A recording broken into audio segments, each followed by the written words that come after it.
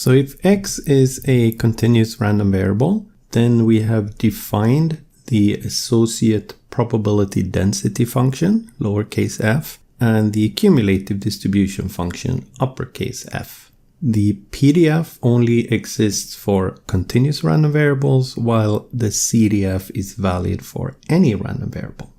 The purpose of this lecture is to investigate the relationship between the PDF and the CDF when the random variable is continuous.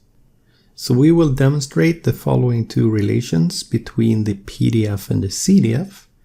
The first one tells us that if you know the CDF, uppercase F, then you can get the PDF simply by differentiating it. On the other hand, if you know the PDF, then you can get the CDF simply by integrating the PDF. There is one condition for this to work, and that is that the CDF function must be differentiable. So let's start with the definition of the PDF. We know that the probability that x takes any value between a and b is given by the integral a to b f of x dx. This is valid for any numbers a and b. Well, we also know that the probability that x is between a and b is the same thing as the probability that x is less than equal to b minus the probability that x is less than equal to a. And this in turn is equal to f of b, the CDF function evaluated at b, minus f of a. So we have concluded that the integral from a to b PDF f of x dx is equal to CDF f of b minus f of a. And this result is valid for all possible values of a and b. Remember how we calculate an integral? What we do is we find the primitive function. We typically denote the primitive function of a function f by uppercase f. F of x, then we do a and b, and then we evaluate this as f of b minus f of a. Looking at this, we see that the CDF function is precisely a primitive function of lowercase f.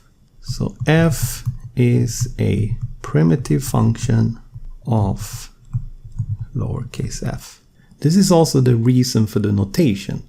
This is a very common notation to use. If I have a function lowercase f, I denote the primitive function by uppercase f. And the CDF function, being the primitive function of the PDF function, will be denoted by uppercase f. Well, if f is a primitive function of f, then we know that if I differentiate a primitive function, I will always come back to the function I started with. So that demonstrates this first result here. You get the PDF by differentiating the CDF simply because the CDF is a primitive function of the PDF.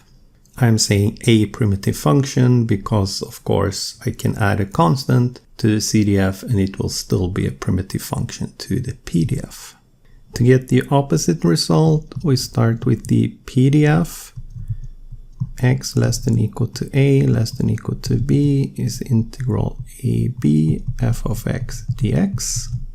This result is valid even if x is unbounded downwards, so we allow a to be minus infinity. And that tells us that minus infinity less than x less than equal to b is minus infinity to b f of x dx. So let's just make a slight change of notation here. Let's replace b with x and let's replace x with u. Then it says the probability minus infinity less than x less than equal to small x integral minus infinity to x f of u du. It's still the same PDF function f here. It's just that we have used the variable u as a dummy in the integral. This in turn is equal to any primitive function of the PDF. So we can write this as f of u from minus infinity to x. And we know that the CDF is a primitive function to the PDF. So this is now the CDF. This is f of x. And finally, we can write f of minus infinity here. That's just interpreted as a limit when u goes to minus infinity. But a property of the CDF function is that this is 0. So this comes out to be f of x. And we have the result that we want. To get f of x, we integrate the PDF from minus infinity up to x. That will give us the CDF function.